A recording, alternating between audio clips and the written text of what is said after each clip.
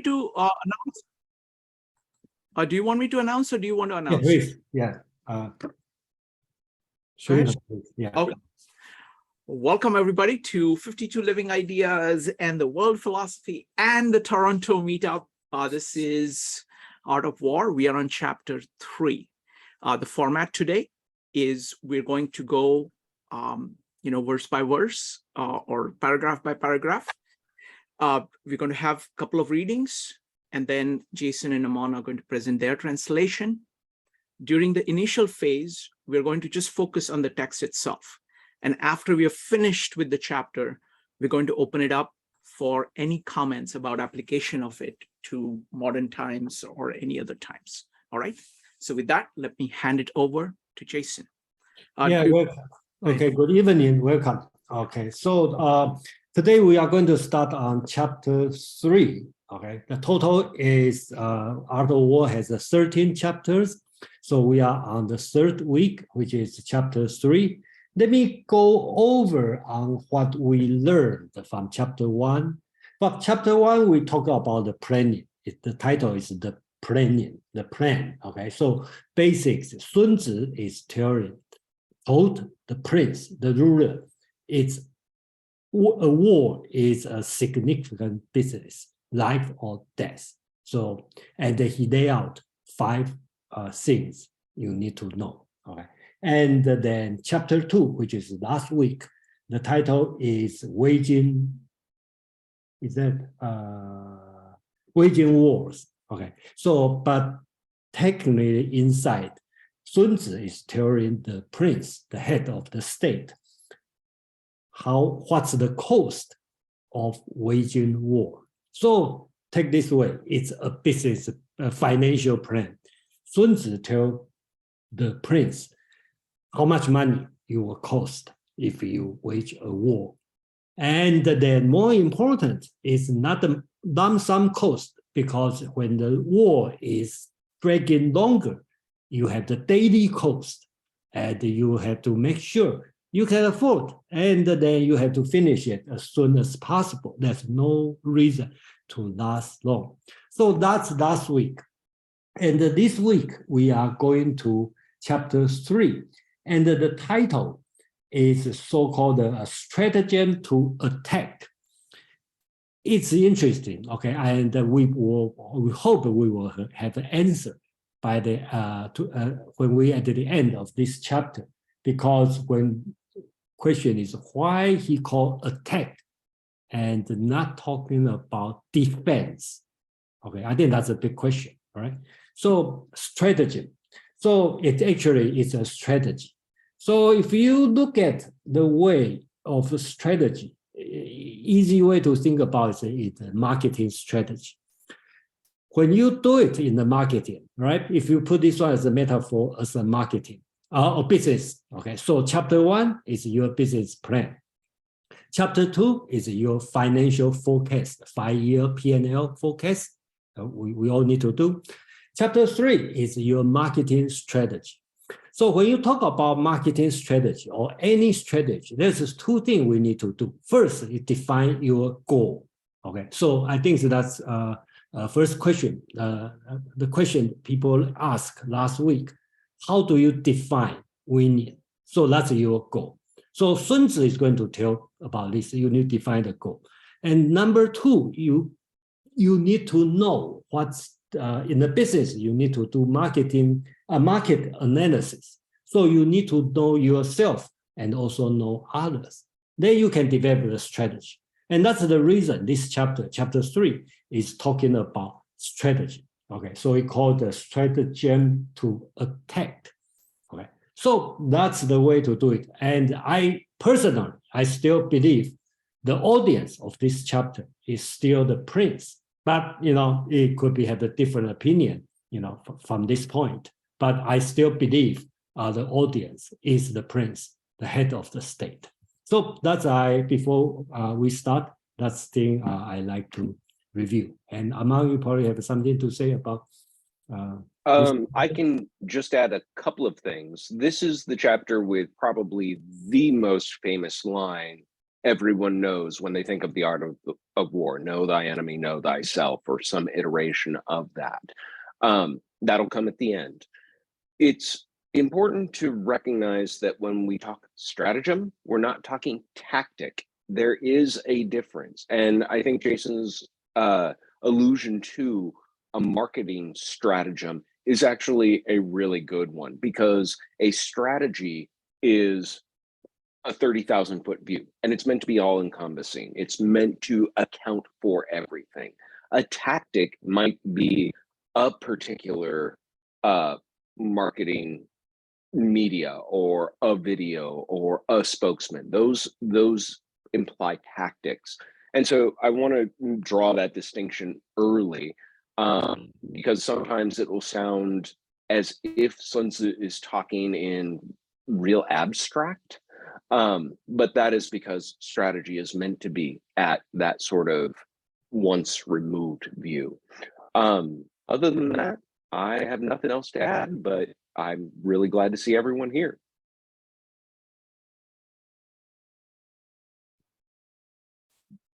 Jason, what do we read first? So let's start from chapter 3, first paragraph. Okay. Anybody who wants to read, go ahead and type exclamation mark, please, or raise your hand in Zoom. James, go ahead. You're muted. Oh, just a second. Oh, wait a minute. I have to unmute everybody. Hold on. You mute everybody. Yes. Yes. In the beginning, I do that for security reasons. Go ahead. Thank you. James. Yeah, I have the Peter Harris translation. Sun Tzu said, "In the practical art of war, the best thing of all is to take the enemy's country whole and intact. To shatter and destroy it is not so good. So too, it is better to capture an army entire than to destroy it. To capture a regiment, a detachment, or a company entire than destroy them. Hence, to fight and conquer in all your battles is not supreme excellence. Supreme excellence consists in breaking the enemy's resistance without fighting." Thank you, James. Next up is going to be Joe.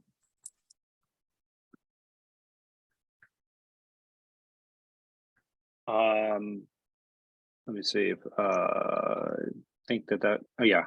So I'm reading the version that's we had linked to on the website. I believe that's different than yours, James. I wasn't. Yeah, I think it's slightly different this time. Yeah. Okay. Sun Tzu said, "In the practical art of war, the best thing of all is to take the enemy's country whole and intact. To shatter and destroy it is not so good.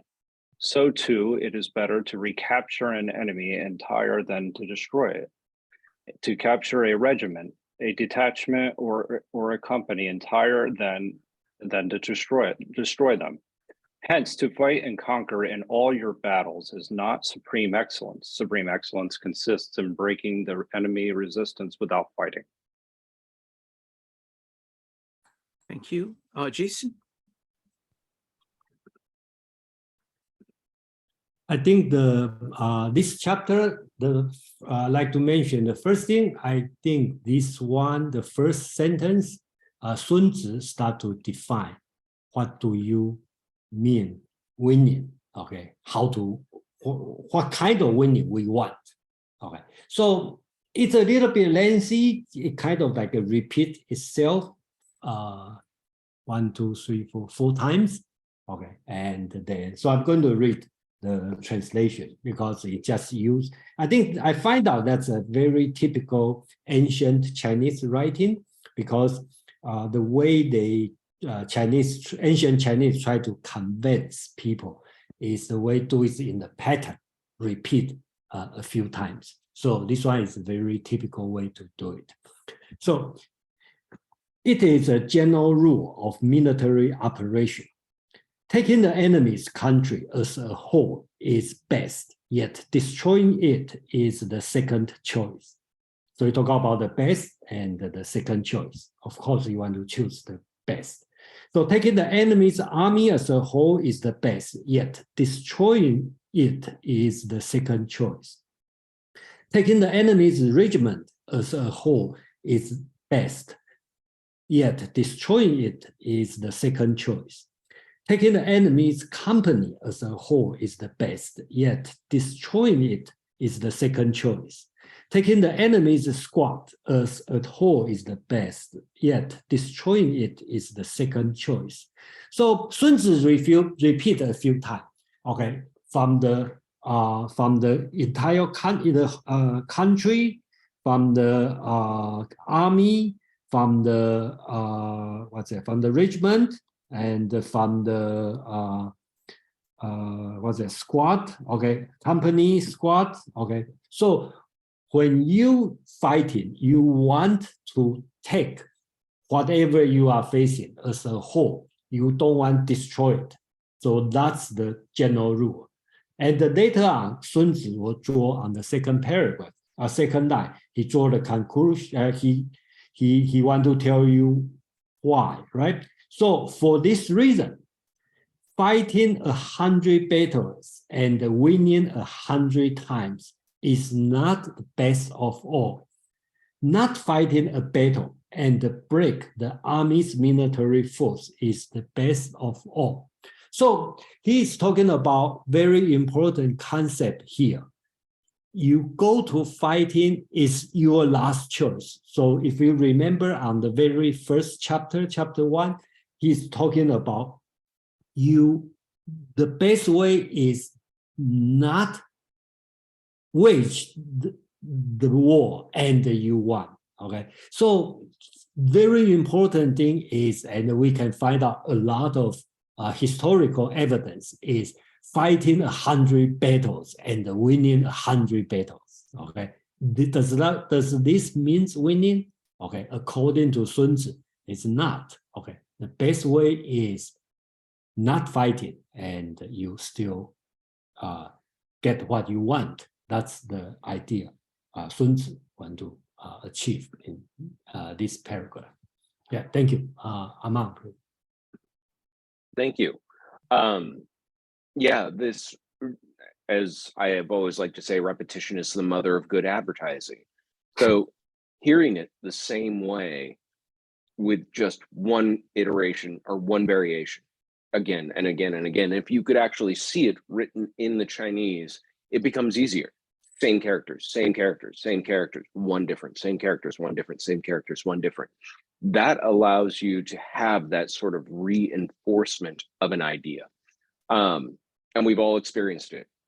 We probably all have repetitious ad jingles that still plague us from time immemorial. I still catch myself humming, I'd like to buy the world a Coke every once in a while.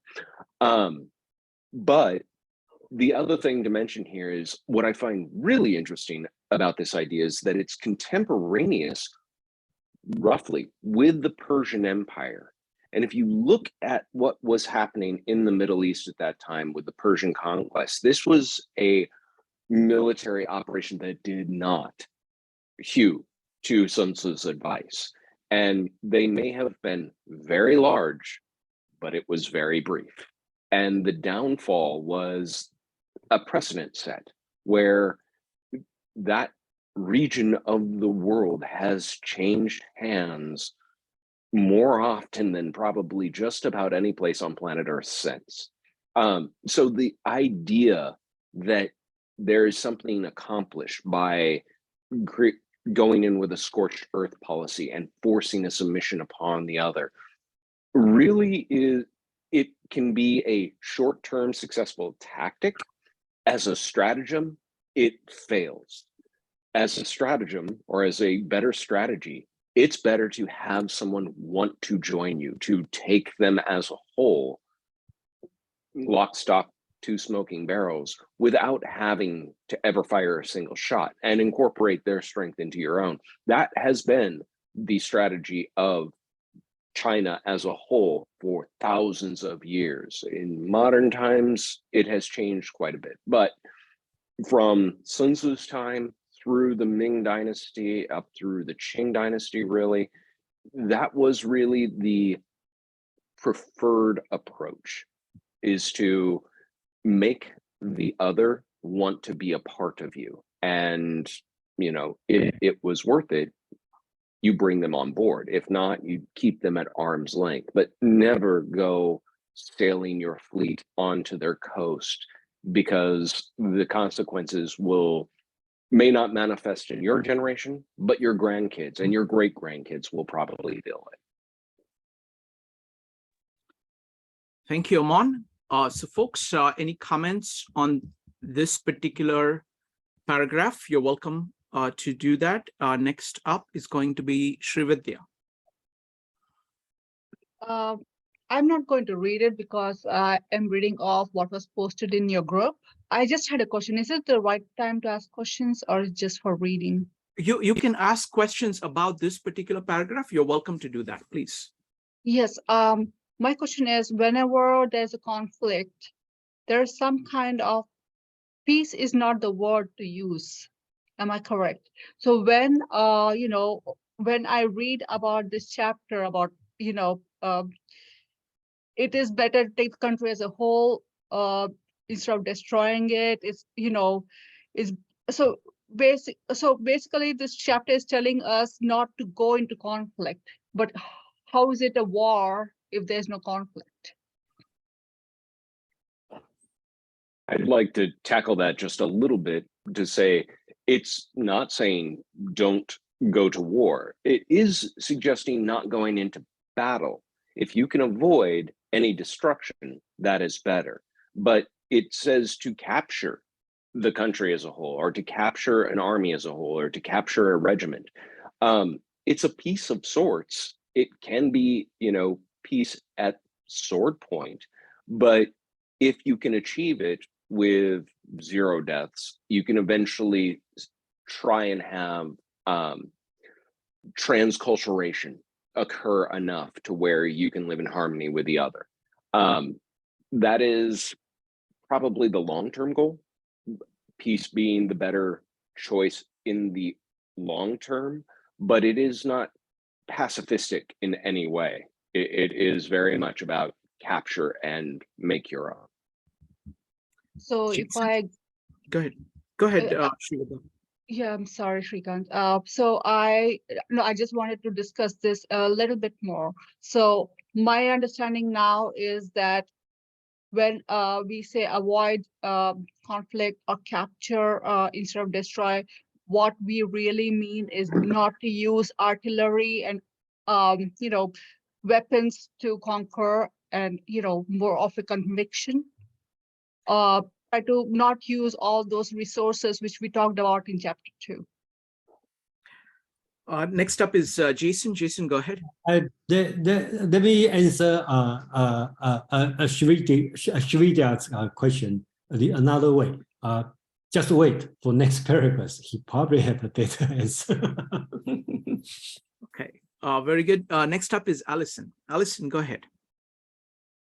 Yeah, I was wondering, do they mean when they say about capturing the other army, do they mean like literally capturing them? Because if you don't destroy them, that maintains a certain level of peace in a way with the other country? Or do they mean by capturing them and winning them over to their side, like the best way to conquer somebody is if you actually get them to really think and believe that your side is the right side? So I'm wondering which reason they feel that you want to capture them. Amon, you want to say something? Yeah. I don't have a perfect answer for this, but I have an analogy in modern terms that may help. You could think of acquisition in business and takeovers being they hostile or wanted. Disney buying Pixar, Facebook taking over Instagram. They saw competition, they saw an enemy. And instead of trying to destroy that enemy, they made it into their own. Whether that was peaceable, preferable, it yielded outcomes of continuity. Yeah, thank you. Yeah, I think that in this writing, my role is, I think it's like this: you should make your own interpretation, right? And I really appreciate Armand's interpretation. That's very modern and suitable for, and I think that's very good interpretation. But it's free for everyone to have your own interpretation. And Sun Tzu didn't say anything about this. James. Yeah, that was good. That was a good one. Let's say you're on your home territory and you know there's a big mountain and you put all your forces on the mountain so that you display your forces so the enemy can see them, and the enemy sort of decides to leave, or tries to puts itself into protective formations, and then you pretend to attack the center, and then they put up the white flag. That basically the author is just saying that would be the best ending. In other words, if you can just scare them, that would be much better than having to fight them. That's all. Thank you. Next up is Madeline. Yes, thanks, Shrikant. Thanks, Jason. I just wanted to address,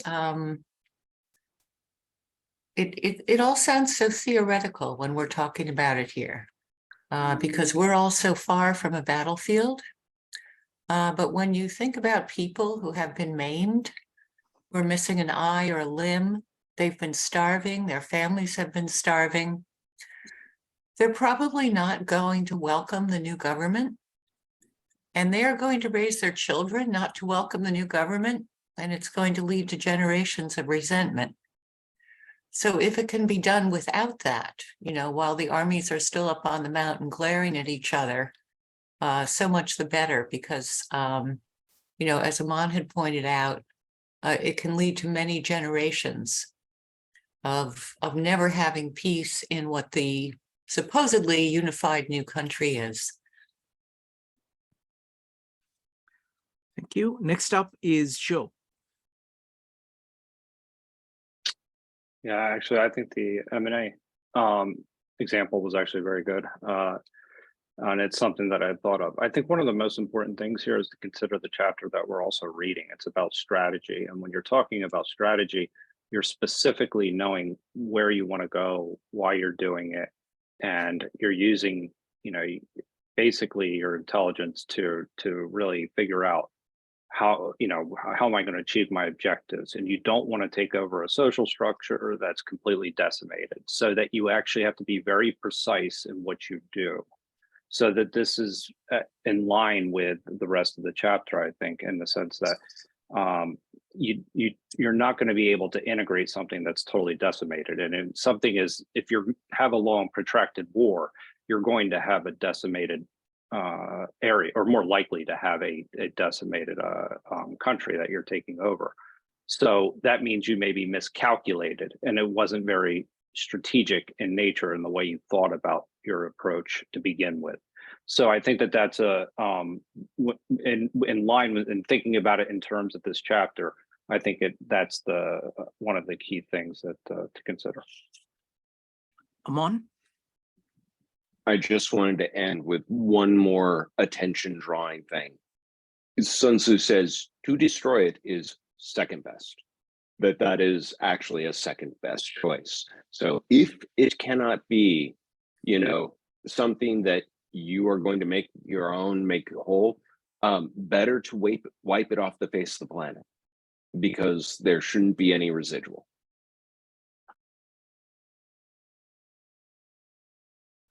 Thank you. Mark? Thanks, everyone. I was just asking, Jason, it sounded like you had said that there was a reference in chapter 1 to the idea that war or battle might not be desirable, and I couldn't remember that or find it. Can you just remind us or remind me of what you were referring to? Or did I misunderstand you? No, you are. Let me see. Armand, do you remember on the chapter 1? I think it's a paraphrasing of even the very opening. War is a matter of vital importance. It's the province of life and death, the road to survival or ruin. Therefore, it's mandatory. It should be studied. The sort of subtext of chapter 1 is this is of the utmost and most grave importance and is not something you can do capriciously. It could be in chapter 4. Yeah. It could be in chapter 4, look like. Is it possible also that 2:7 is hinting at the same thing? I don't want to go back, but that was the one that was talking about Do we have the 2:7? the Chapter 2, verses 7? yeah, Can you read the? it's the one talking about the evils of war. Oh, okay. You need to know the evil of the war before you know the benefit of war. Thank you, Jason. All right. Shall we go to number 2? Jason, you want to keep it's total of 15 paragraphs. You want to keep going one by one, and you want to finish the whole chapter today, right? Yeah, this chapter is not that long. This chapter is not that long, so it will be Okay, fast. perfect. All right, so it's going to be number 2. If you would like to read it, go ahead and type exclamation mark or raise your hand in Zoom.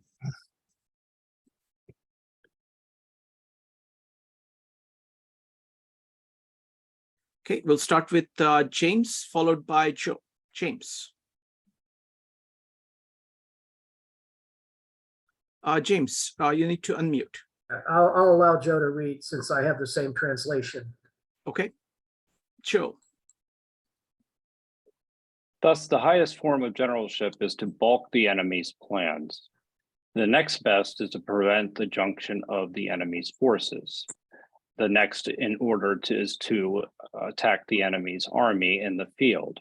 And the worst policy of all is to besiege walled cities. The rule is not to besiege walled cities if it can be possibly avoided. The preparation and mantlets, movable shelters, and various implements of war will take up 3 whole months. And the piling up of mounds over against the walls will take 3 months more. The general, unable to control his irritation, will launch his men to the assault like swarming ants, with the result that 1/3 of his men are slain, while the town still remains untaken.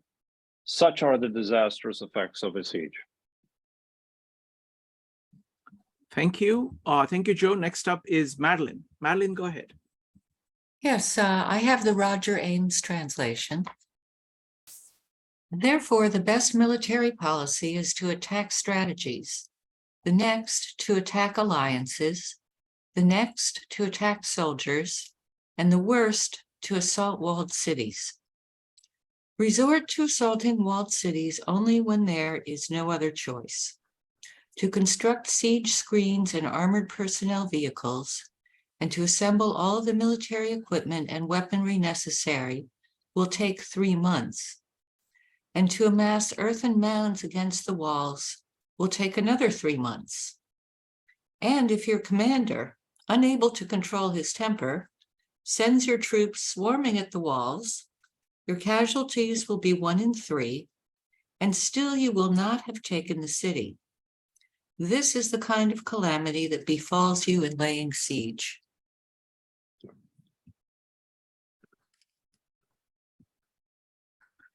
Thank you, Madeline. Jason. Okay, I think this paragraph has 2 parts, and then I think the first part I probably do it different than most of the translator. I have my reason. Okay, so I think most of translation consider as the best form of the military is attacking enemies' stratagem. Okay. But I think that's that's probably not right. And second choice is attacking diplomacy. The third is attacking the military force. I think that's not right because because this chapter, the title is stratagem, this word, mo. Okay, so this, I believe this sentence also answer the first paragraph's question, right? How can you not waging a war and you still win the war? Okay, how? Use stratagem. Okay, so I think this Sun Tzu means by stratagem. Okay, attacking by stratagem. Okay, so that's why I would like to make a little bit different translation than most of translators' work. The best form of military is attacking by stratagem. The second choice is attacking by diplomacy. The next choice is attacking by military force.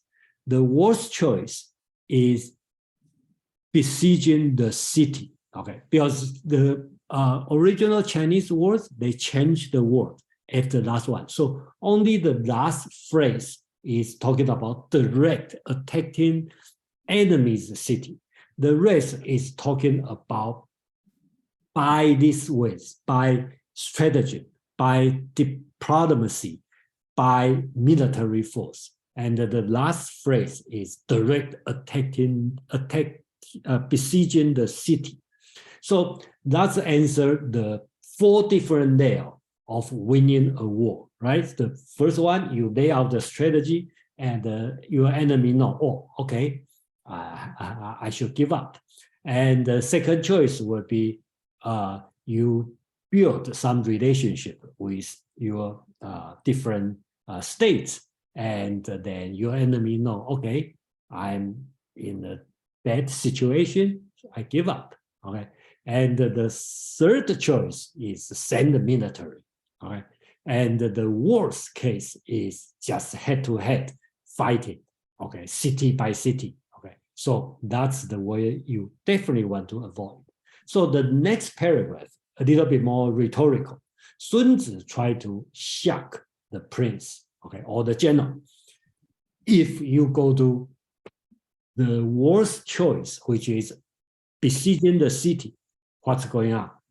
Besieging the city is used when there is no other alternatives. Fixing the mentals and attacking cars and preparing all equipment will take 3 months. Building observation towers will take another 3 months.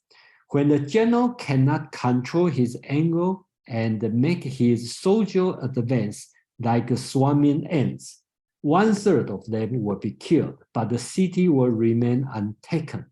This is the disaster of besieging. So definitely try to avoid besieging, okay, the city. So I think that the second paragraph is try to support the first sentence that you should try your best to avoid besieging a city.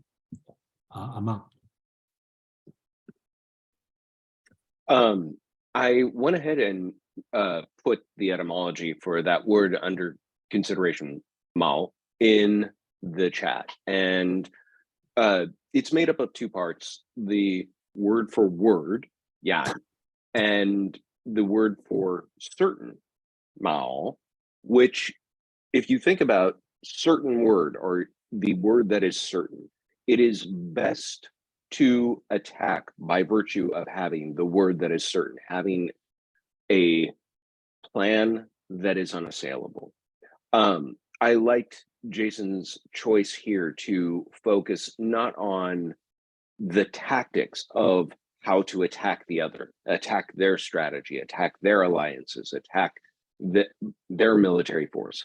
It's about what you can control and what you can do. You can use your strategy to avoid all of it in the first place. You can use diplomacy, both with your enemy and with their allies and with your allies, to increase your strength, to make that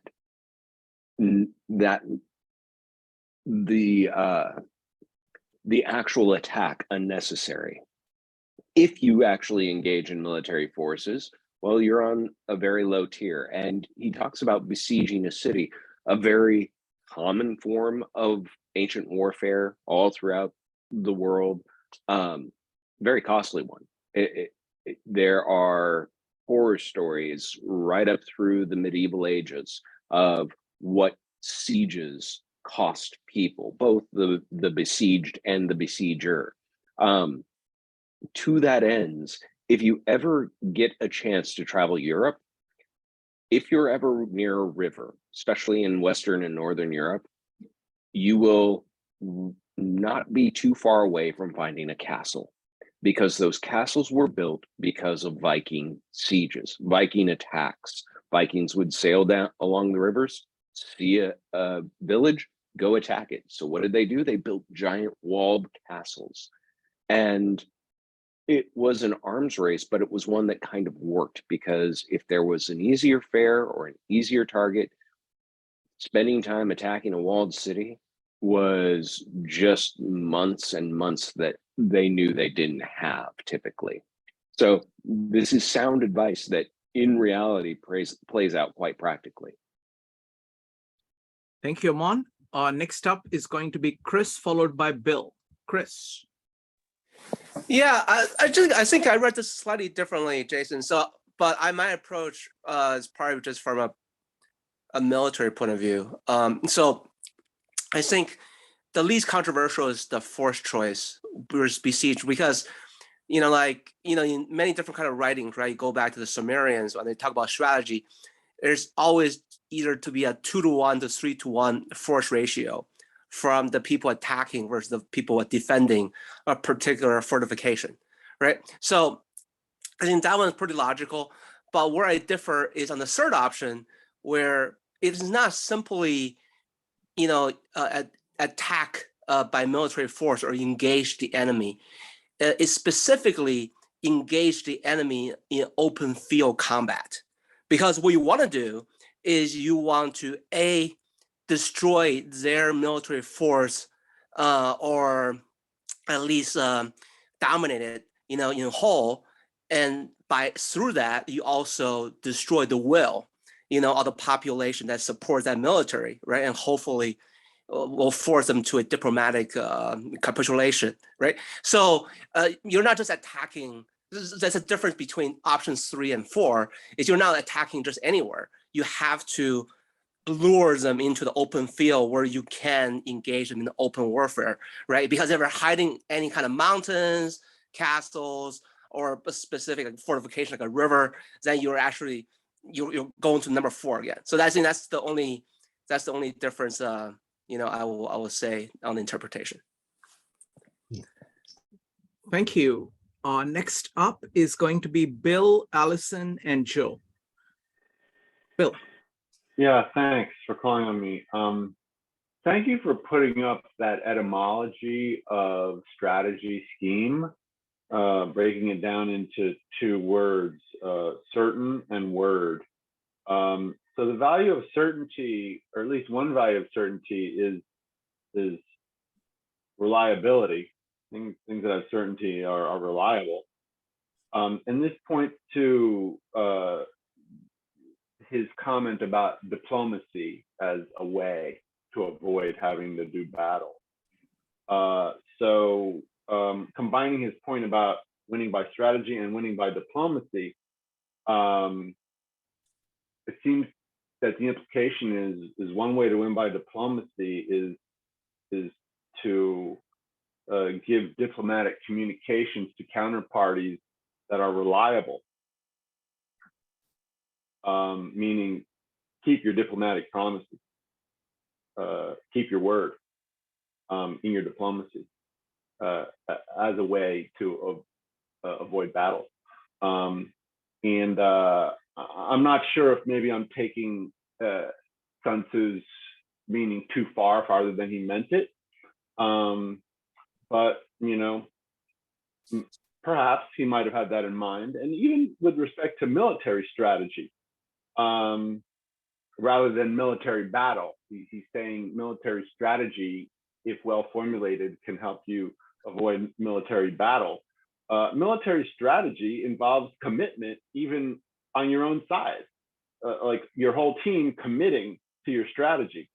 And what instills commitment from all members of your own team? Reliability of your promises is one thing.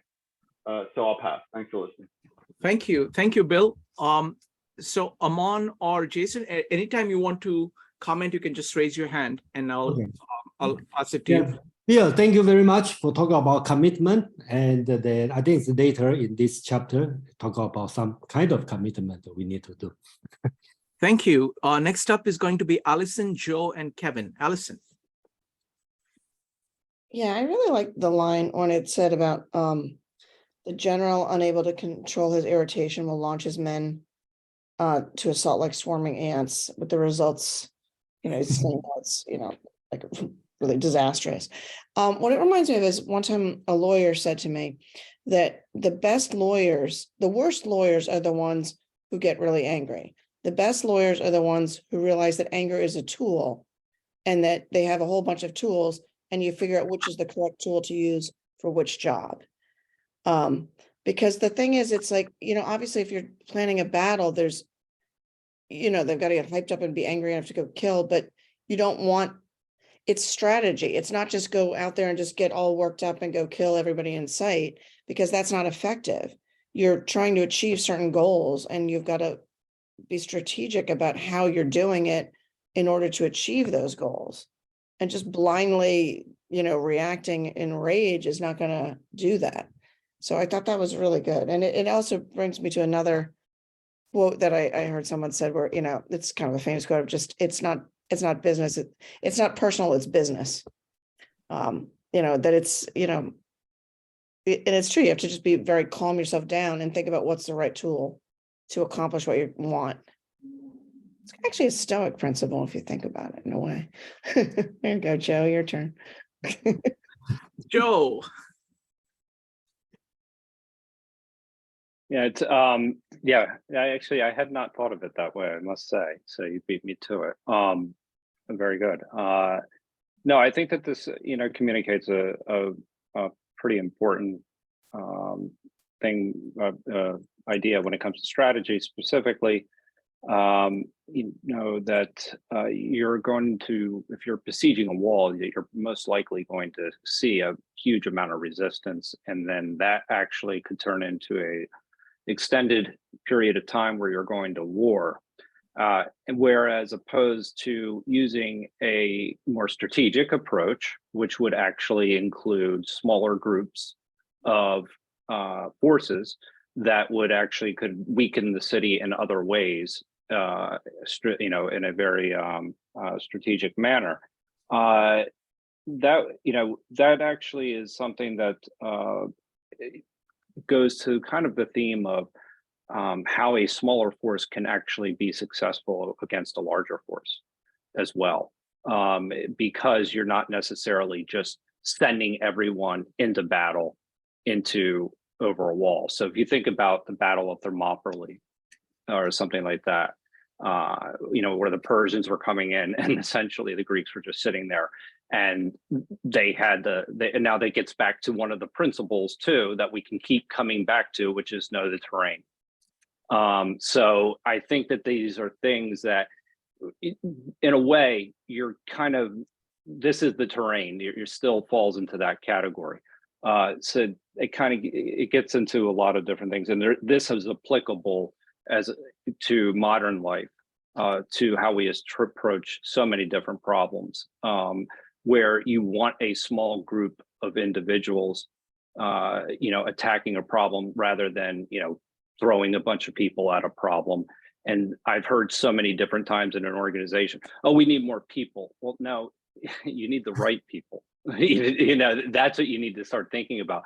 Because when you're thinking about that, and this is the strategic part, you're thinking about strengths and weaknesses.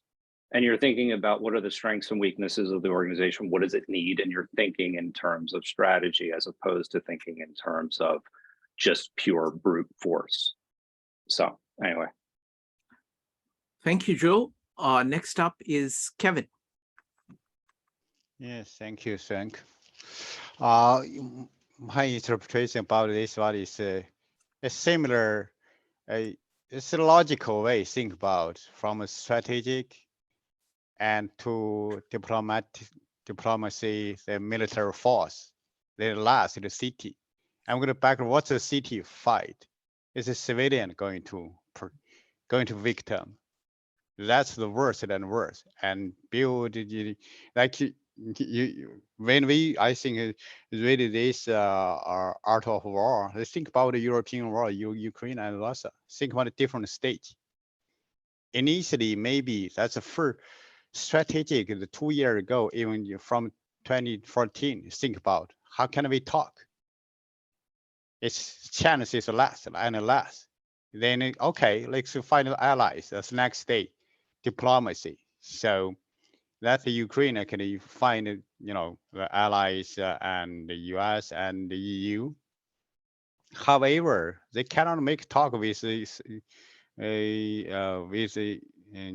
Russia.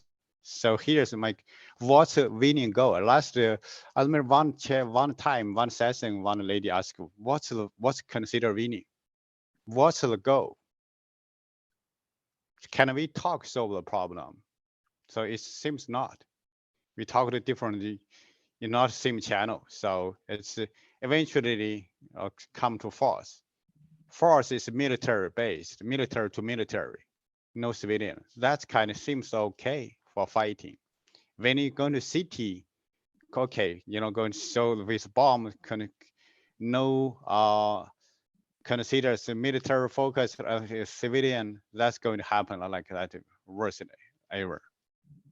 And by the way, we learned this art of the war. The art is another word with art with no war. That's from our personal daily life applied to like today I'm shared one good from business. Like how do you acquire business? How do you compete with another business? For example, Coca-Cola and Pepsi. Maybe one day they can coexist, pair the different strategy. One day could be, okay, I'm going to kill brand of Pepsi. That's one way. Another way, okay, I'm going to adapt you keep your brand, but it belongs to me. Thank you. Thank you, Kevin. Folks, let's keep mostly to the text, and we'll do kind of implications of all of it at the end. I want to make sure that we have enough time to cover the entire chapter and then discuss kind of wider issues or wider applications of it to other things. Next up is Mark. Thanks, Shrikant. I'm wondering about the structure of this strategy, because in what we're reading now, the highest form is to use strategy. But the next best, as Jason described it, I think, was diplomacy. That's also part of strategy. And if we want to attack the enemy's army in the field, that's also part of strategy. So they're all nested within each other. But it gets more complicated because of what we read in chapter 1, verse 17 and 18, that the art of war is the art of deception. So when we want to attack, we have to make it like we're not going to attack. And I'm wondering if we have to extend that to diplomacy as well. Because I think it might have been Bill who was talking about truth and the standing by one's word. That is somewhat at odds with the art of deception. And if we want to rely on a strategy should we make it appear as if we are not relying on a strategy? That's where I'm going with that. Thank you.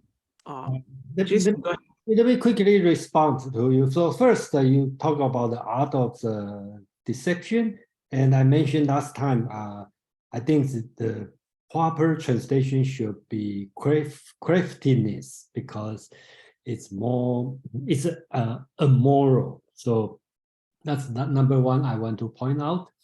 And then you seem to have some concern about diplomacy is part of the stratagem. Okay, so I have no answer on that. I just translate by the word. So the first word called the highest called mo, which Amman explained that that's a stratagem. Okay, and the second he called jiao. I will assume it means diplomacy. Okay, or you want to consider as communication, that's also possible. Okay, so the third one they call fa bing, which means military, and according to Chris Wu's explanation, it's open field fighting. Okay, and the fourth one is besieging the city. Okay, so that's the word to do it. And why in this way? I think that's all. You as a reader, we all entitled to have our own explanation. Yeah, thank you. Right. So let's go for two quick comments, one from Chris and then from Joe, and then let's continue. Chris, go ahead. I'll try to keep this brief. So I just want to raise the point that there's no debate on the first option, right? I mean, obviously, if you have a stratagem that allow you undisputed victory, right, without you actually have to fight, it's perfect, and you get everything you want. Where the second one, whether diplomacy is better than open warfare / besiegement, that really would depend on your goal, right? So, you know, Sun Tzu, he's assuming here that both parties are fairly rational. You know, they want to preserve their both human resources and economic resources, and this is the best way to come about.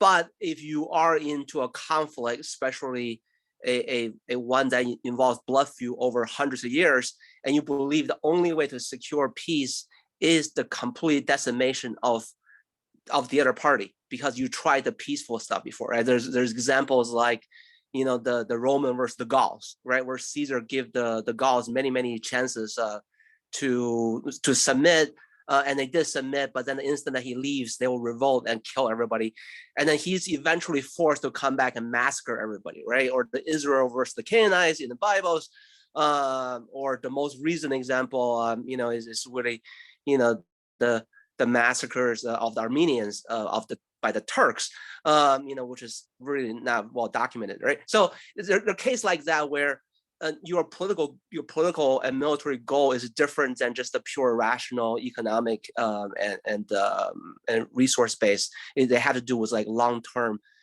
planning. So in that way, diplomacy sometimes is not better than the open warfare / besiegement. So that, just want to make that point. I'll stop. Thank you. Next up is going to be Joe, and then we'll continue. Joe. Yeah, very briefly, I'll just say regarding the moral law and keeping your word, that mostly pertains to your people that are actually underneath you, so that they will follow you into battle and trust you, as opposed to actually maybe using it with an adversary, which is somewhat different. So I just wanted to point that out, because deception is a part of warfare and is noted like several times in the so it doesn't necessarily conflict with the idea of deception. You're not deceiving your own people, is the most important thing. Thank you. All right, let's continue our reading. Who would like to read the next paragraph? I will go with James. James, go ahead.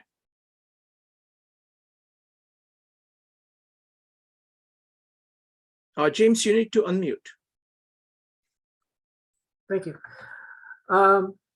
Therefore, the skillful leader subdues the enemy's troops without any fighting. He captures their cities without laying siege to them. He overthrows their kingdom without lengthy operations in the field. With his forces intact, he will dispute the mastery of the empire, and thus, without losing a man, his triumph will be complete. This is the method of attacking by stratagem. It is the rule in war, if our forces are 10 and the enemy's 1, to surround him in 5 to 1 to attack him. If twice as numerous, to divide our enemy into 2. If equally matched, we can offer battle. If slightly inferior in numbers, we can avoid the enemy. If quite unequal in every way, we can flee from him. Hence, though an obstinate fight may be made by a small force, in the end, it must be captured by the larger force. Thank you, James. Let's see, somebody wants to read another different translation? Madeline or Amon? I can go ahead and read. Go ahead. Let's see. Thus, those skilled in war subdue the enemy's army without battle. They capture his cities without assaulting them, and overthrow his state without protracted operations. Your aim must be to take all under heaven intact. Thus, your troops are not worn out, and your gains will be complete. This is the art of offensive strategy. Consequently, the art of using troops is this: when 10 to the enemy's 1, surround him. When 5 times his strength, attack him. Sorry, I don't know if I've got commentary here or not.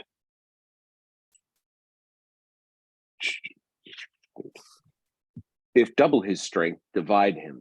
If equally matched, you may engage him. If weaker numerically, be capable of withdrawing.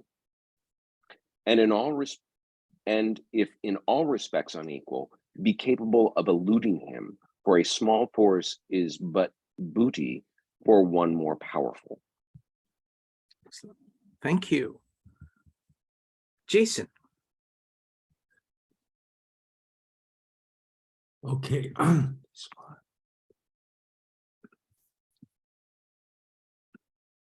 So therefore, those who are good at military operations subdue an enemy's army without fighting, taking their city without besieging, break into an army's nation without lengthy operation.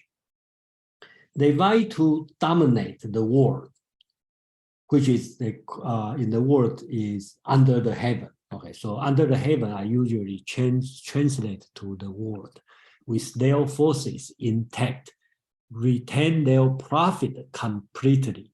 This is the rule of stratagem to attack. So here we emphasize stratagem to attack, which is the title. So I think this one I probably as the Quan's suggestion, they use the word fa, I think should change to method. I think that would make more sense because fa should be means sense.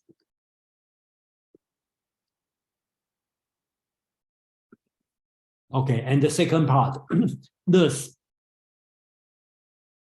the method of military operation is to surround the enemy if our forces are 10 times that of enemies, to attack them if ours are 5 times, to divide them if ours are twice, to fight if ours are equal to theirs, to flee. I think the better word could be to withdraw if ours are less than theirs, to avoid them if our forces are weaker than theirs. So I think this is another kind of repeat pattern, okay, to that people and try to, I think as I mentioned last time, this text is very specific on number, talk about 10 times, 5 times, 2 times, equal, less, weaker, okay, what you need to do one by one.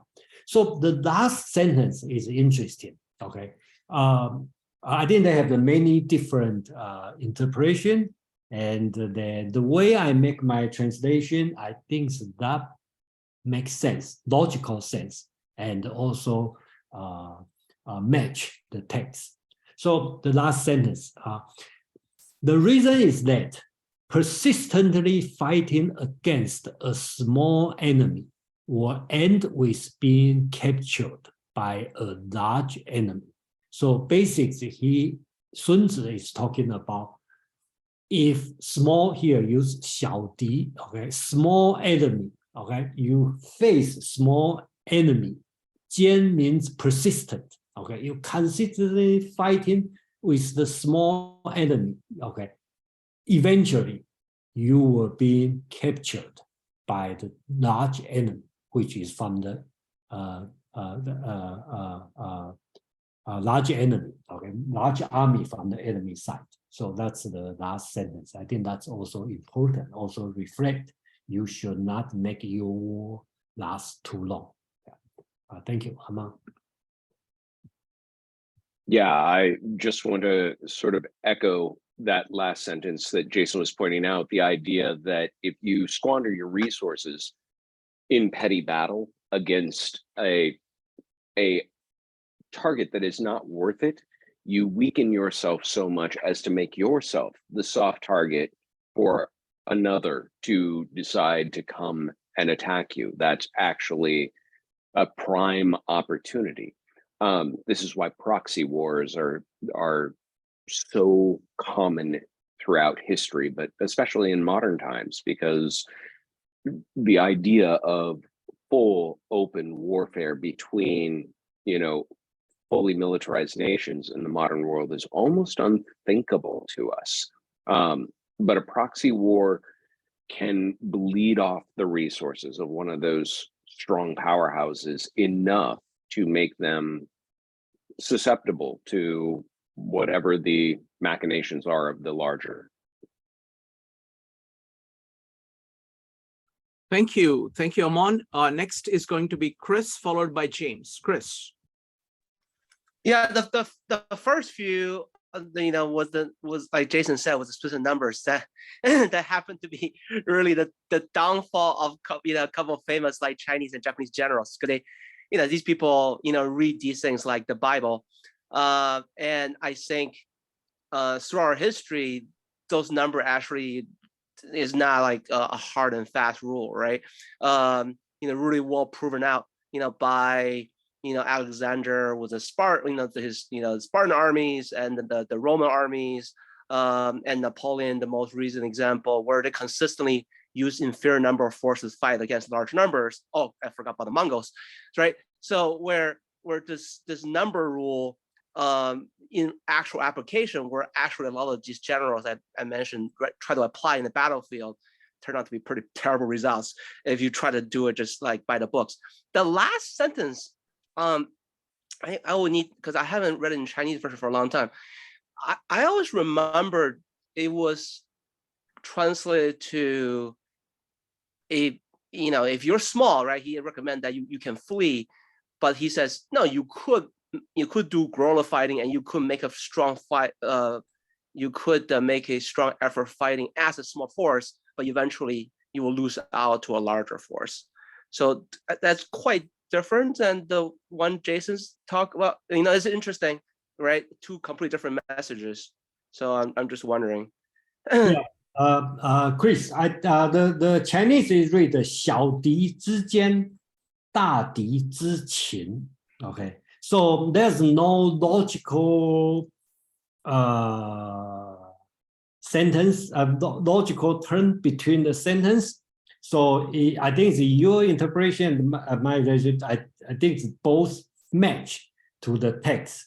Okay, but that technically is everyone's choice. And the reason I make it is because the word 知 in here. So that's why I ponder this sentence for a long time, you know. So 小敌之坚, okay, so it focuses on the persistence, and then 大敌, the big enemies, 之擒, capture. Okay, so what's the logical between the persistence and being captured? That's up to you. So I will assume if you are persist for too long, and then you may be captured by another big one. So but Jason, this the very quick one, and then let go on to other people. Yeah, please, The reason I think the first translation is because he did say, you know, as one of the techniques is when you have a superior number, you can divide your enemy, right? So what's the logical conclusion?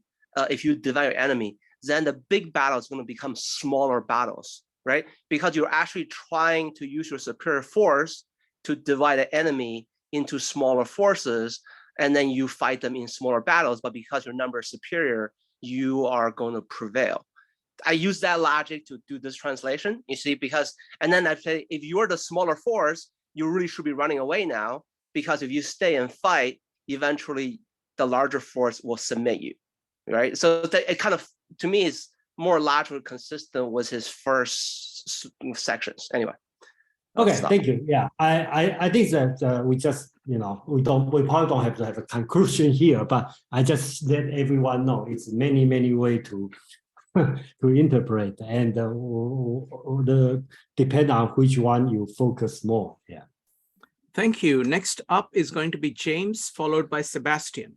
James. Yeah, I was going to make a very similar comment. Essentially, in English, there's a bias towards talking about the principal versus the secondary, or the hero versus the villain. In the end of the sentence, the hero becomes the one that's running away, the weaker force. So the last sentence would need to have some kind of clarification that it is the principle that is expressing the principle of all the above, or something like that. That is a general comment about all of the above, so that it doesn't feel out of order with the last clause of the previous sentence. So that's just a kind of like a composition suggestion, because the English reader will get confused and think that the small force, the small force will be captured by the you're saying the small force will be captured by the larger force, but in reality, but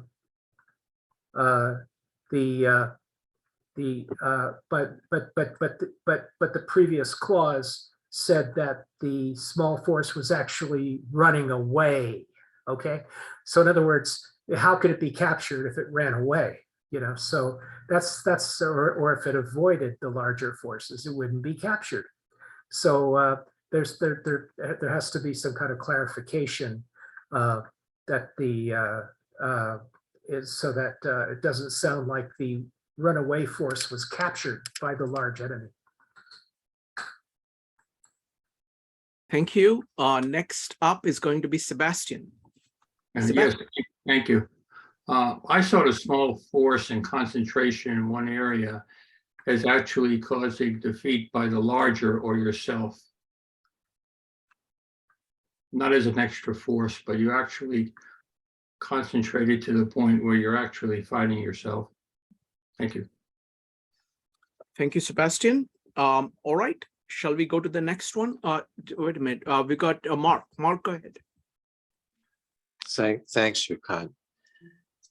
You know, I'm wondering about the translation. I'm looking at Giles, and in verse 8, he says, if twice as numerous to divide our army into two.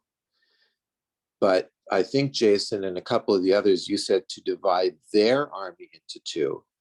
So I just want to be sure, because if I'm ever in this position, I don't want to have misread this particular verse and divide the wrong army.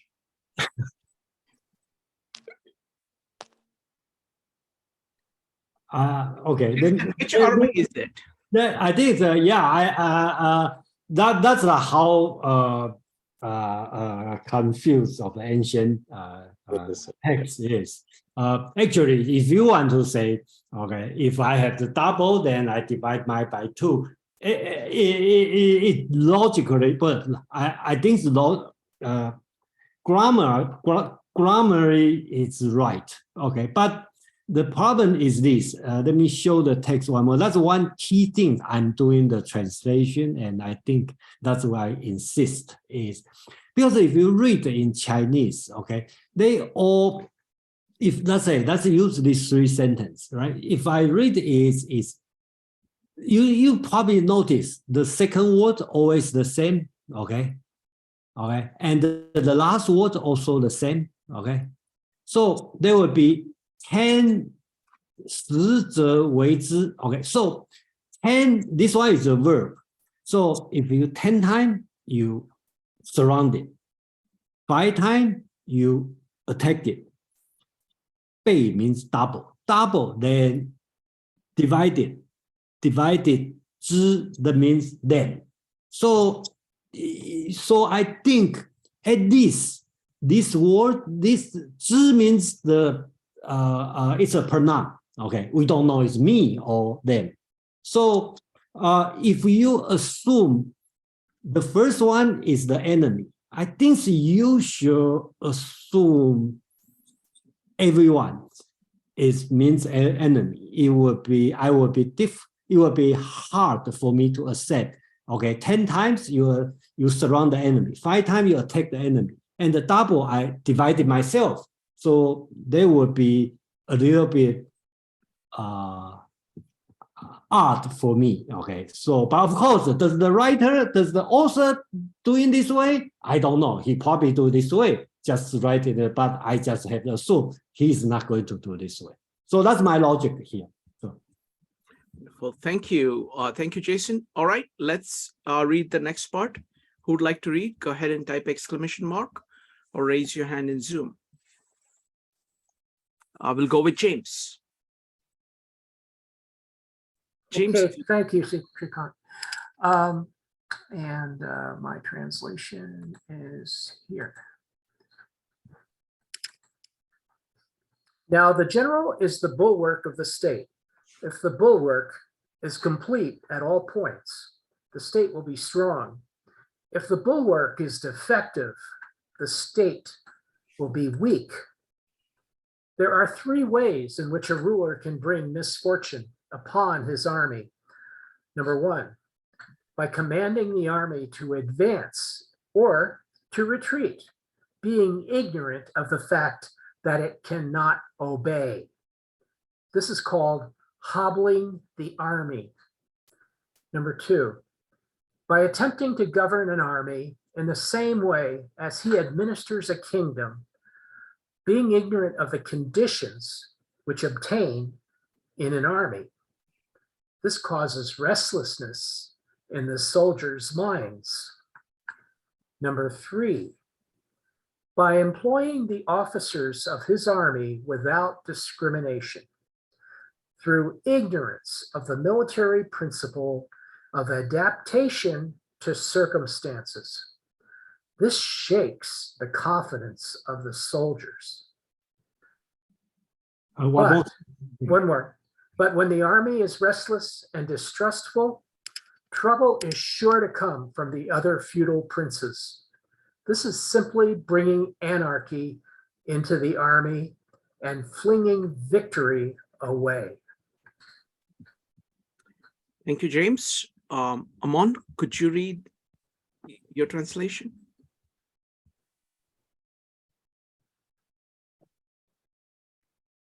I might be able to if I wasn't too busy chatting there. we are on.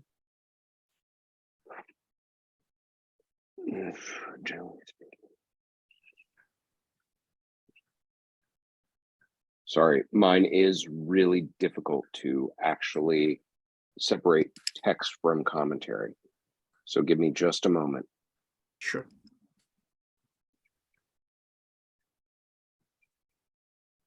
Okay, here we go. Now, the general is the protector of the state. If this protection is all-embracing, the state will surely be strong. If defective, the state will certainly be weak. Now, there are three ways in which a ruler can bring misfortune upon his army. When ignorant, the army should advance, to order an advance, or ignorant that it should not retire, to order the retirement. This is described as hobbling the army. When ignorant of military affairs, to participate in their administration, this causes the officers to be perplexed. When ignorant of command problems, to share in the exercise of responsibilities, this engenders doubt in the minds of the officers.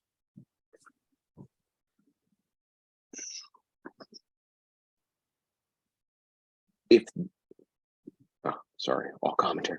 If the army is confused and suspicious, neighboring rulers will cause trouble.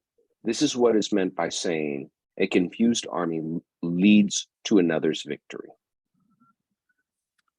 Thank you, Amon. Jason, go ahead. Okay, this one. Okay, so here, I think last time, sometimes if the author Sun Tzu put the number, okay, 3 point, 5 point, I think that is more important. If sometimes it just list a few things without talking about 1, 2, 3, probably more rhetorical than instructive. Okay, so here's a difference is they put 3. Okay, they talk about 3 things, so it's different than just a rhetorical. So general speaking, a general is the auxiliary of a state. The state will be strong if the auxiliary is thorough. The state will be weak if the auxiliary is fractured. The fractures I translate direct from the Chinese word. Okay, so he says "xi." Okay, that means fracture. "Zhou" means thorough, like a circle. Okay, so he said, okay, therefore, a prince may cause 3 troubles for his army. So I think that's very important. So I think that's my base on this chapter is talking to the prince, okay? Because Sun Tzu is warning the prince, the ruler, the head of state, you will cause these 3 trouble to the military. That's why I believe it's talking to the prince. So number 1, not knowing the fact that the army cannot advance, but commanding they advance, or not knowing the fact that the army cannot retreat, but commanding them retreat. He is binding the army. The words I use is "me." Okay, that's the rope. You tie the ox. Okay, so you just like tie your military, like tying an ox, okay, a cattle. Okay, so you are binding the army. Not knowing the affairs of 3 armies, but interfering with the policy of 3 armies. He is confusing the soldiers. So some translation, I think Giles' translation, talking about interfering the army like you doing the government. I think because this word "zeng," okay, some translator will translate as government, but I don't think so. I think this one "zeng" doesn't mean government, it means policy. of the military. So that means the prince interfering the policy of military. So you will confuse the soldiers, usually the general, to make decision. Number 3, not knowing the power of the 3 armies, but interfering with appointments of 3 armies. He is making soldiers cynical. So here, 权, I believe that I translate as power.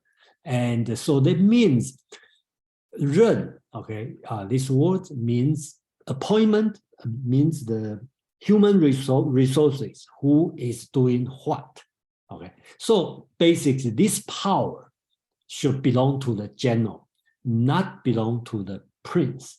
If you do so, he means you is making the soldier cynical. That's Among's suggestion, and I'm not sure what would be the best word for the E. Okay, and I like use the word like shaking the confidence. Okay, I believe that's the word's meaning, but in general, I don't like to use many words to translate one simple word in Chinese. So, okay, that's why Among suggests use cynical. Okay, so the conclusion.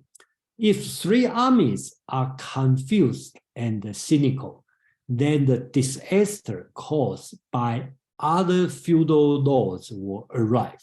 Okay, so that means, if your army is confused and cynical, then the trouble is not on your enemy, your opponents, right? The other feudal lords, okay, they are watching. They see your military is confused, cynical, have no confidence. They will start to take advantage of you.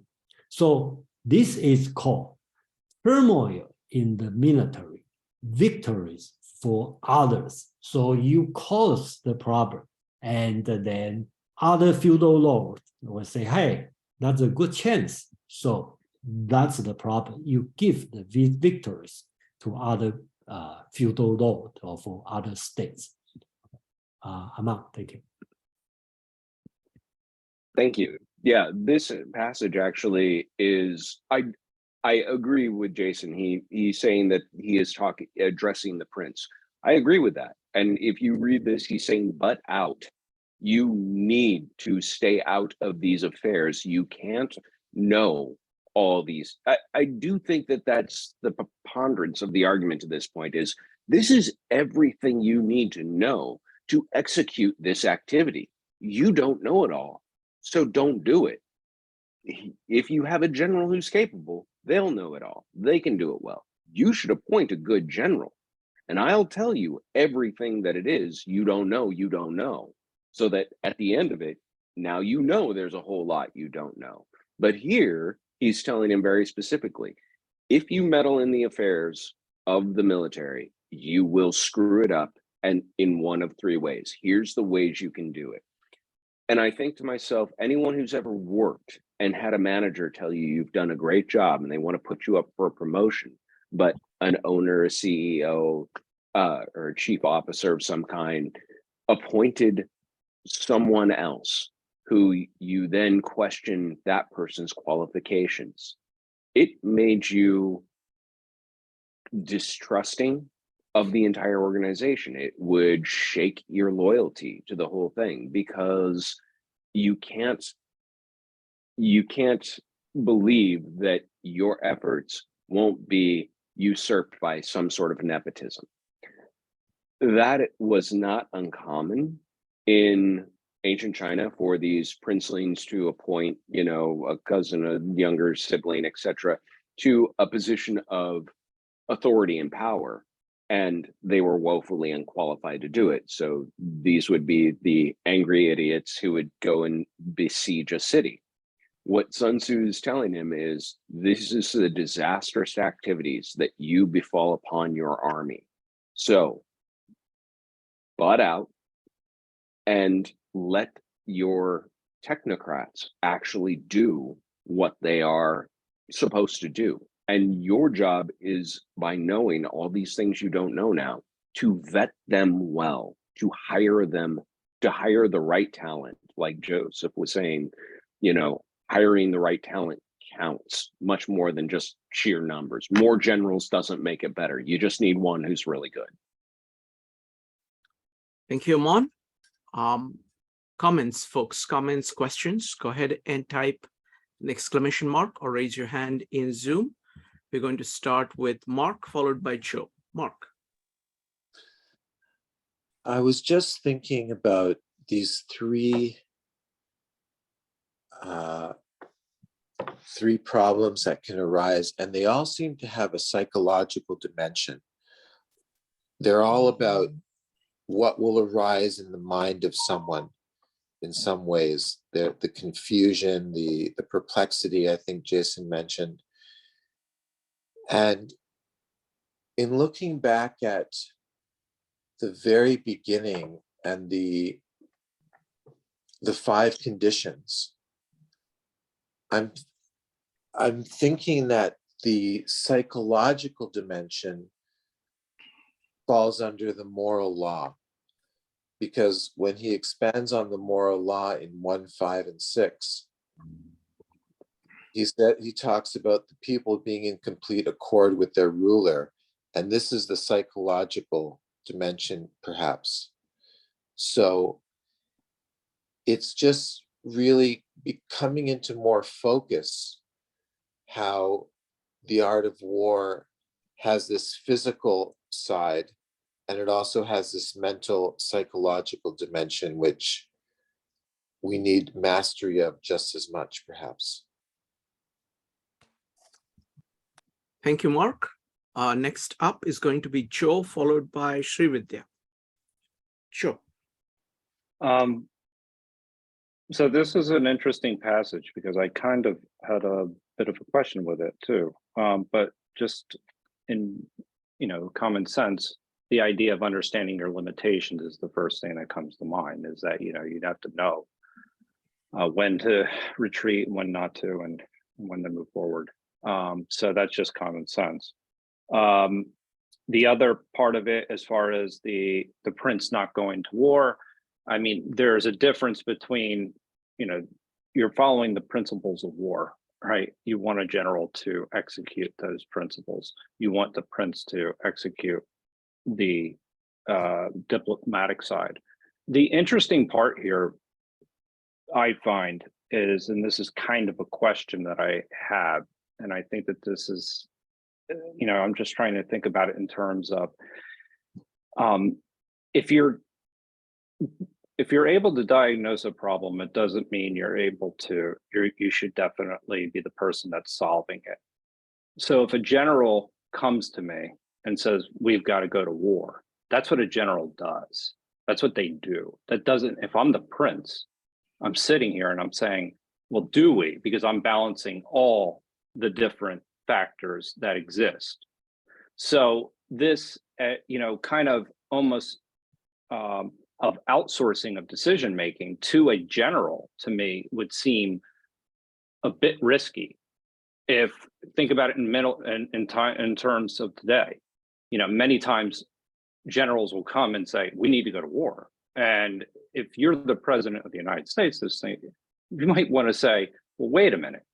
What are we balancing here? What are the risks? What are the, what's the, again, you're balancing, the risks with the rewards. So that's my question, is kind of more along those lines, is that, while it seems like it's just giving the general all the power to make the decisions, and I guess, and then in this case, the prince would have to also know the limitations. They would also have to know a lot about the military in order to make the decision to go to war to begin with. Anyway, I don't know how it was structured back then, but that's kind of a question that I have. Okay, I'm happy to answer this one. I think first we need to know Chinese is very top-down society during that time. So the person who decide whether or not to go to the war is the prince. If you remember on the chapter 1, okay, that's assumed. Okay, Sun Tzu is talking to the prince. Whether or not you want to go to war, how much does it cost to go to the war? what's the strategy to go to the war. So I don't think the general will have the right to decide whether or not you have to go to the war. And I think same as in the American Constitution, right? The declare war belong to the president or the Congress, right? Not belong to any general. And then what general need to decide is, I think these 3 points is very important because it's set out when you decide to the war, then who is the commander, who is going to do what, you need to go advance or retreat, what's the policy inside the military, you should hand off, okay? And this 3 things become a very famous saying through the Chinese history. And people who speak Chinese must know the word 将在外，军命有所不受. Okay. If I translate to English, it means a general in the field is not bounded by the order from his sovereign. Okay.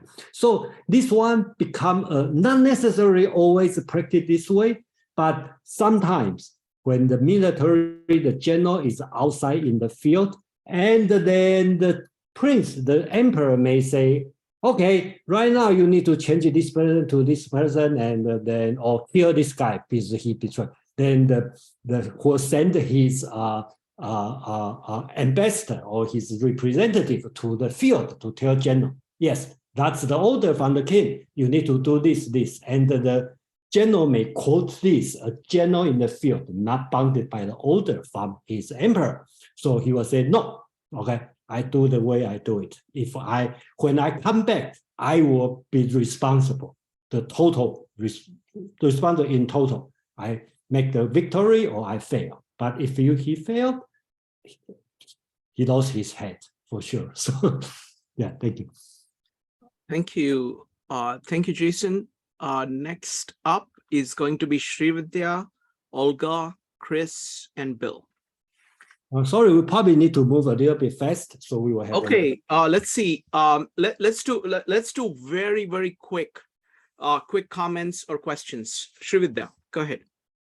Yes, I think my original question was regarding the point number 2 in the paragraph, where the army cannot be governed the same way as a kingdom is ruled, to that effect. And then I think I heard something about psychological part in army. Initially, I think was it Ian who told that this is psychological, or Chris, there's psychological aspect to the army. So I just need to I wanted to be a little bit more clear about how governing an army is different from governing the people. What would be the key differences? Thank you.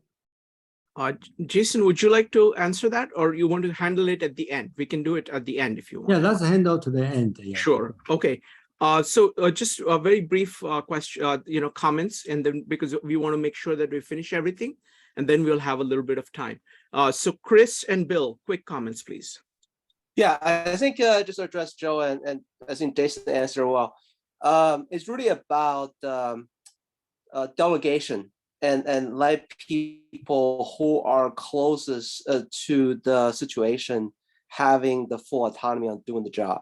So so a good example is during the Civil War, Lincoln actually saved thousands of letters that he would have wrote to both Grant and Sherman, because he had a lot of advisors, right, telling him, how these generals should operate. And Lincoln was smart enough to always write the letter, either burn it or he saves it. He never sends it, right? And then you compare that to Nixon and Johnson, who keep sending, like field general in Vietnam on how to do the war from like 10,000 miles away. And you can see the results is pretty clear. I think this is the key, is that whatever you're doing, whatever professional or personal function, if you tell someone they're responsible to do the job, let them do the job first. Don't try to play helicopter parents. That's not. Thank you, Chris. Next up is Bill, and then we'll go on to the final section. Thanks. Brief comment. This paragraph has a ruler in it, and it has a general in it. So it speaks about civil military relations. And Sun Tzu's advice to the generals is explicit in this paragraph, but combining it with his previous paragraphs in this chapter about avoiding battles, avoiding defeat in battles, adds up to additional implicit advice, which is the implicit advice to the general is, general, if you want the ruler to stay out of your business, then minimize the costs of what you do by minimizing the number of battles you fight and minimizing the number of defeats in battles that you suffer. And that's gonna help keep the ruler out of your business, because the ruler's job is to make sure that the army is fiscally affordable, given the political limits, social limits, and economic limits on the tax rate. That's the ruler's job. So it seems that Sun Tzu is basically telling the generals to kind of keep in mind the ruler's fiscal constraints. I'll stop there. Thanks. Thank you, Bill. All right, let's go for the final section. Who would like to read? Go ahead and type exclamation mark. We'll have James followed by Amon, if it's okay. I'm with you, Amon. James. James, you need to unmute. Thank you. Thus, we may know that there are 5 essentials for victory. 1, he will win who knows when to fight and when not to fight. 2, he will win who knows how to handle both superior and inferior forces. 3, he will win whose army is animated by the same spirit throughout all its ranks. 4, he will win who prepares himself, waits to take the enemy unprepared. 5, he will win who has military capacity and is not interfered with by the sovereign. Victory lies in the knowledge of these 5 points. Yeah, let's finish it. That's the last sentence. Okay, the last one. Yeah. Hence the saying, if you know the enemy and know yourself, you need not fear the result of 100 battles.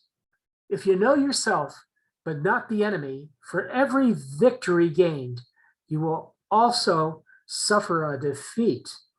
If you know neither the enemy nor yourself, you will succumb in every battle. Thank you. Amon. Okay, I took the time to find it this time. Now, there are 5 circumstances in which victory may be predicted. He who knows when he can fight and when he cannot will be victorious. He who understands how to use both large and small forces will be victorious. He whose ranks are united in purpose will be victorious. He who is prudent and lies in wait for an enemy who is not, he will be victorious. He whose generals are able and not interfered with by the sovereign will be victorious. It is in these 5 matters that the way to victory is known. Therefore, I say, know the enemy and know yourself. In 100 battles, you will never be in peril. When you are ignorant of the enemy, but know yourself, your chances of winning or losing are equal. If ignorant both of your enemy and of yourself, you are certain in every battle to be in peril. Thank you, Amon. Jason.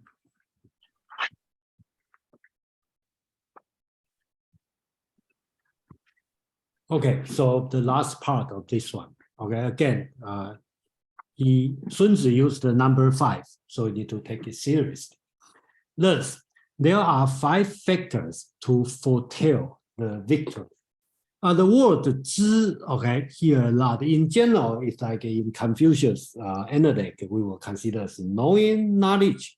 But I think here, I all translate as foretell, okay? Because next week, you will know. Sun Tzu said, you shall foretell the victory, then seek the moment to fight. Okay, you don't do like go to fight first, then you looking for winning. Okay, so you already foretell you are winning. Then you go to fight, just execute your plan. I think that's very important. That's why I would like to translate a little bit on the future tense, that means foretell. So thus, there are five factors to foretell the victory. Number one, knowing the condition for fighting or not fighting, this is victorious. Understanding the utility of superior and inferior force, this is victorious. Uniting the intention of all ranking, this is victorious. Preparing and waiting for the unprepared, this is victorious. A general with capabilities without being managed by the prince, this is victorious. So this one is also very important. The number 5 is reiterates the previous paragraph, right? A general with capability without being managed or bounded by the prince. Yu means managed or bounded, controlled by the prince. This is victorious. So these 5 are the Tao of foretelling the victory. One question you may ask, okay, since the ancient Chinese is not so, they don't use the syllogism or the Western kind of logic here. So I would say, based on the tone, Sun Tzu is talking about, you need to satisfy all of these 5 factors, 5 conditions, and you can foretell your victory, not either one. Okay, so in other words, it's each one are sufficient condition, not the necessary condition. Right? Hence, the conclusion. I think this conclusion is very important. So if you know yourself and the other, which means the enemy, you are not in danger, even though you need to fight 100 battles. If you know yourself, but not the enemy, you may either win or lose. If you know neither yourself nor the enemy, you are surely in danger for every battle. Remember, he used the word die. I love this word because the modern Chinese don't use this word anymore. Die means stupid. Or means you are in trouble. You are in the bad situation. Remember, he talked about knowing yourself and the enemy. You are not in danger. He's not saying you are going to win on every 100 battle. Okay, a lot of people interpret as 100 battles you will win 100. No, because you don't know. You are in a battle situation. You don't know, but doesn't matter what's going on. You are not going to be in danger. So if you don't know yourself nor the enemy, right, you are surely in danger for every battle. Even you find out you win, that's just by luck, but eventually you will be in danger. So that's a very important lesson for today about knowing you, not only in like Socratic, talk about know thyself, you also need to know the others, then you will not in danger. I think that's the lesson provided by Sun Tzu for today. Amang, please. Yeah, real quickly, I will say that verse 5, I think, encapsulates the 300 Spartans that were referred to earlier. Knowing the conditions for fighting or not, understanding the utility of superior and inferior forces, uniting the intention of everyone involved, being prepared when others are unprepared, and having a leader who is unmolested, unmanipulated from the seats of thrones of power far removed. I think this is an excellent explanation for how that legend became a legend. And yes, that know thy enemy, know thyself. I think anyone who's heard of the art of war has heard that, but Jason makes a great point. It's often misinterpreted as know thy enemy, know thyself. You'll win 100 battles. Nope, but you're not in danger to fight 100 battles if you know yourself. But you really have to know yourself, and you really have to be honest. Mark just put his hand up, but Mark's comments earlier about the psychology at work here. This is a case where that really counts. And it makes me think back to good old Slick Willie. If anyone remembers Clinton in office, this was a man who was a Rhodes Scholar, brilliant on many levels, charismatic, excellent in the political arena, but he wasn't honest with himself about who he was. And it brought about a really startling downfall towards the end of his presidency. Granted, there were many other reasons and many other players involved, but that was a failure to know thyself honestly well enough to prepare for your own foibles, let's put it that way. So yeah, if you can know yourself, it requires a brutal honesty with yourself of what your real strengths and weaknesses are. Knowing your enemy, well, that's a bonus. But at least if you know yourself, even if you don't know them, you got a 50-50 shot. If you know all this in the text and you know yourself and have just some gleaning insight into them, your odds improve better and better the more you know. In fact, I think that was the end of G.I. Joe. Every time that cartoon aired, the more you know. Thank you. Thank you, Amon. Next up is going to be Mark, Bill, and Peter. Mark. Thanks. And Amon, you spoke so eloquently about that. And it seems like your example of Clinton is not covered as clearly here in verse 18, because he doesn't give us the case for some reason of if you know your enemy, but you do not know yourself, which I kind of feel is what you were implying about Clinton, rightly probably, that he was so knowledgeable of what was going on around him. But so I thought that was an interesting gap there, and maybe there's some reason for that.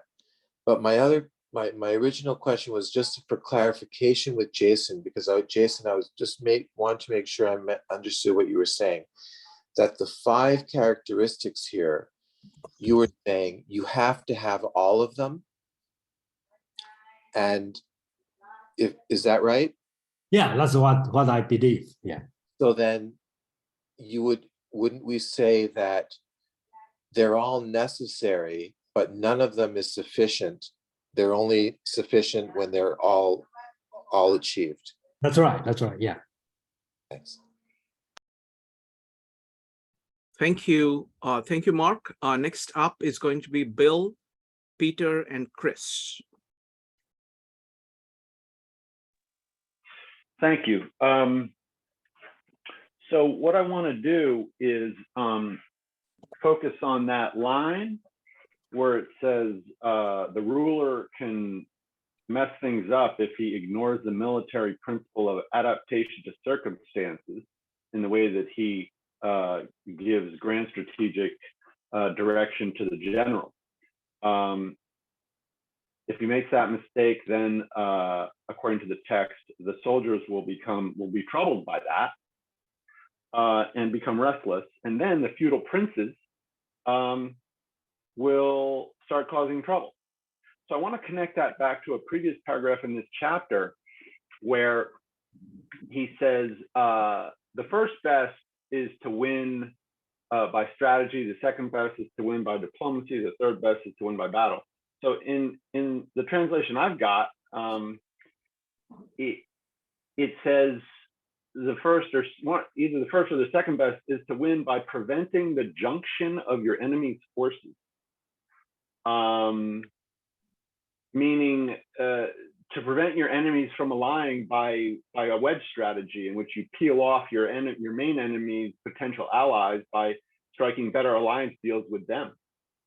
And those could be the feudal princes that you're in alliance with, that you've brought over to your side through your wedge strategy, that give you the advantage to even maybe avoid battle or win battle.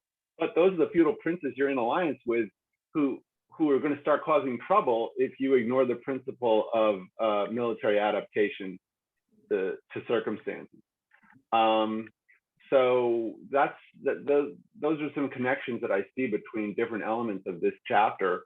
And it kind of speaks to this larger issue, issues that have been raised around the psychology behind Sun Tzu's work. And the key connector between the psychology and the military physical realities is the contractual structure with your allies. I'll stop there. Thanks for listening. Thank you. Next up is going to be Peter, Chris, and Joe. Peter. Yeah, hi. Is this working fine? Yes. Okay, all right. So mine is going to be really quick, to be honest. I think it was Aman who was speaking. The knowing enemy, know thyself, and all that stuff. I think we talked about earlier in the session today about some there's diplomacy, then there's warfare, and all that stuff. I also want to mention that there is kind of another way of doing it, even though it's not, I guess, the best way to be viewed from different countries and empires. But I think another way to really know the enemy is through spy networks, and I think that will never truly go away. It remains to be a very prevalent tactic, and the only difference is as time goes on, the technology is going to be different. But this whole idea of spying is really knowing the enemy, and I think despite what some people might think, but a very modern example would be the Chinese weather balloon over the United States, the entire North America. So that's all I got. Thank you, Peter. Let's see. Next up is going to be Chris. Oh, wait a minute. Aman had something. Aman. I just had to interrupt long enough to say, Peter, you want to wait for chapter 13 because it's entirely about spy networks. Wonderful. Okay, I think I think I know I'm too early. I read this book like 5 times.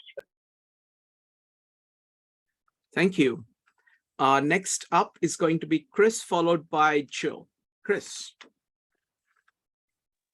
Yeah, so I think from we think about this paragraph from a personal development level, right? Because other people take it this way. You can substitute enemy with your circumstance or your particular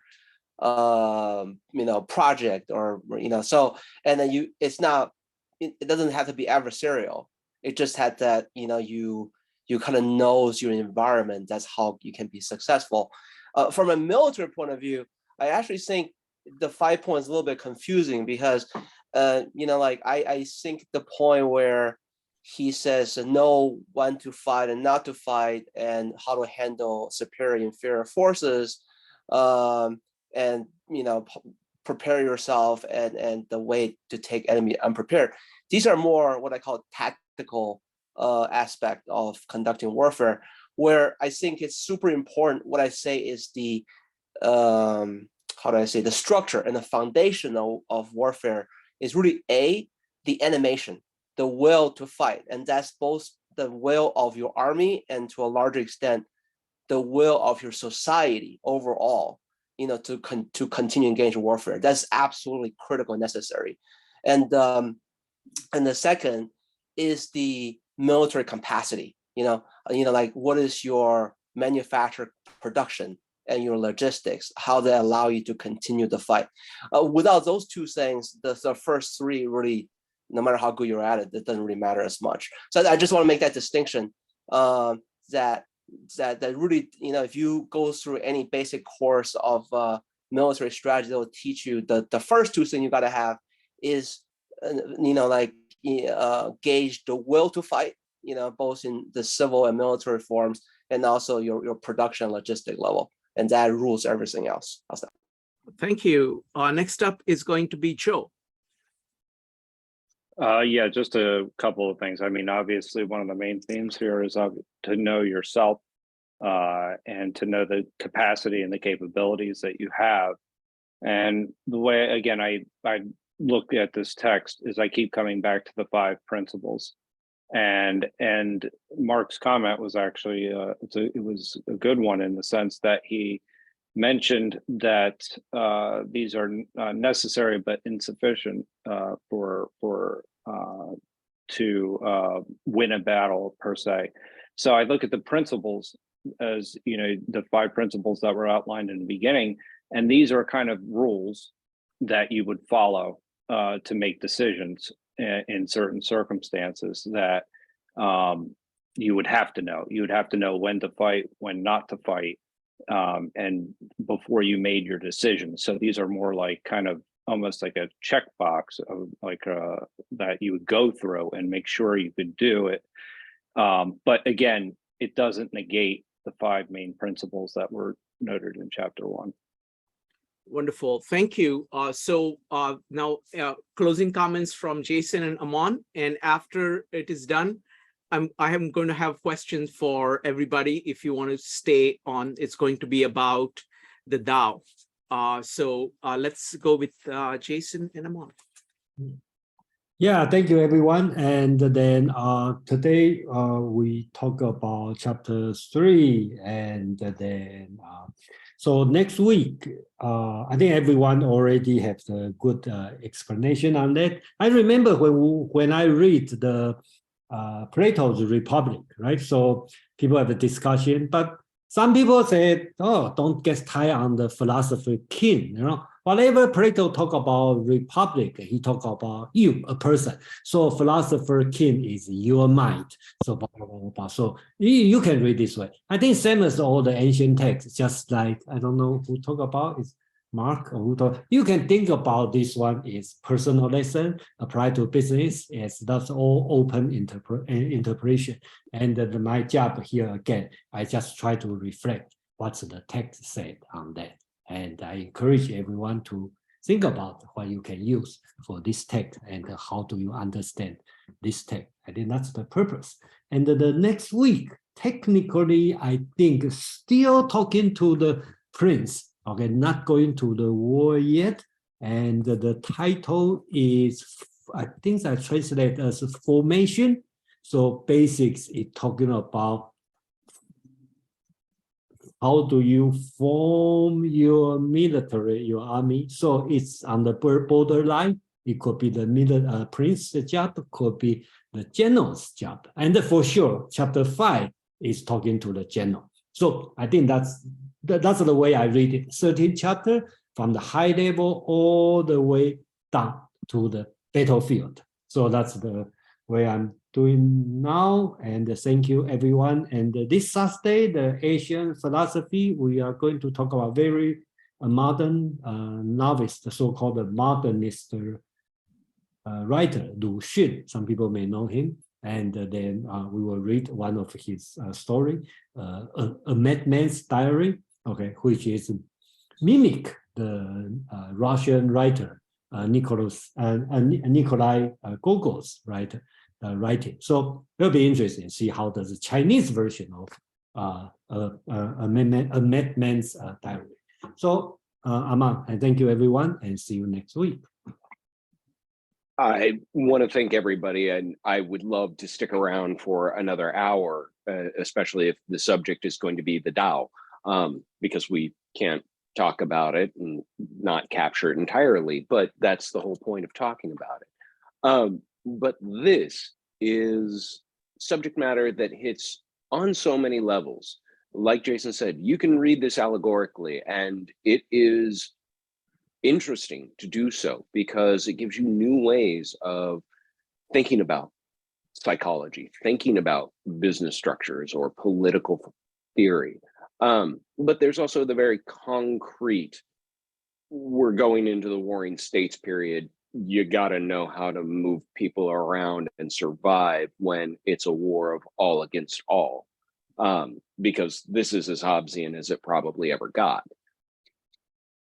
As far as who the audience is, yes, I agree with Jason. He is talking to the prince. He's also talking to generals. He's also talking to soldiers. He's also talking to the spy network, and he's talking to anyone who will listen, so that capricious warfare will be avoided, because that was getting to be the norm. Just someone's ego leading them to march the troops out against the other state, and oh, hey, that bigger state that was behind it, yeah, it just swallowed your entire, kingdom. You no longer exist. There's also really interesting conversations that go on because this ties into geopolitical environment, and so it's very difficult to talk about war and divorce it from the geopolitics of the world around us. I mean, there was conversation about Taiwan, there's conversation about Ukraine, all happening in the chat all throughout, because these things are top of mind, because we know that these stakes are high. These are consequential things. This is, any history class you took seemed to talk about wars, kings, princes, maybe generals. Those were names and dates. Those were the names and dates you were meant to remember. I lastly wanted to say thank you, everybody, for all of your comments.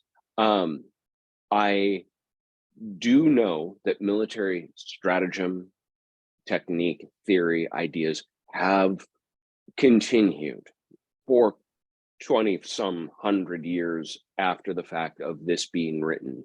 But this was an inception point, and it bears looking at because it's still germane today. There's another great example. I thank you all. I got to go eat dinner. I will see you all next week. Thank you. Thank you. Thank you. Thank you, Amon. Thank you, Jason. I think this is just amazing. The series on, Art of War, and what Jason and Amon have done for us for Tao Te Ching, and then Confucius, and the Art of War. It's just spectacular.